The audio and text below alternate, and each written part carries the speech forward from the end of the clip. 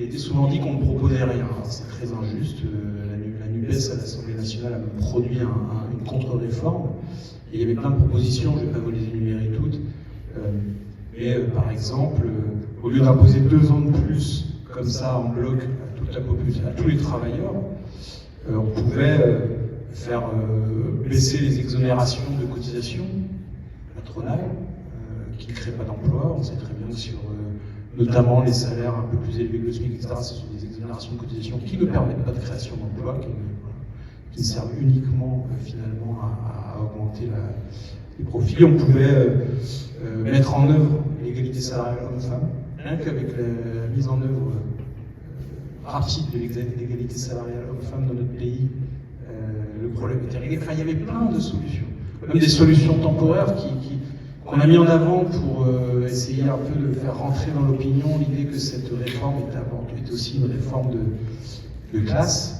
C'est en gros, on fait payer aux plus modestes et aux travailleurs une politique qui est faite au service des plus riches.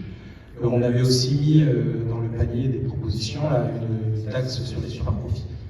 Vous savez très bien que le système de retraite n'est pas financé par des taxes, mais par des cotisations, etc. Donc, c'est pas une proposition pérenne, mais voilà, c'était pour alimenter le débat. Au lieu de ça, on va avoir, si cette réforme est maintenue, 2 ans de plus pour tout le monde.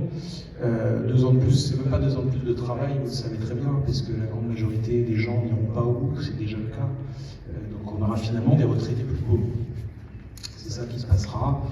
Et en plus des surcoûts en termes sur notre système de protection sociale, donc sécurité sociale et retraite réunies, parce que c'est ça la sécurité sociale, c'est les retraites plus la sécurité sociale, la branche santé. Très important, parce qu'on pourrait aussi régler le problème en transférant un certain flux. Ça va créer des surcoûts, puisqu'il y aura plus de travailleurs qui, avant la réforme, ont été à la retraite, qui sont finalement en arrêt maladie, mis au chômage d'office, etc., etc.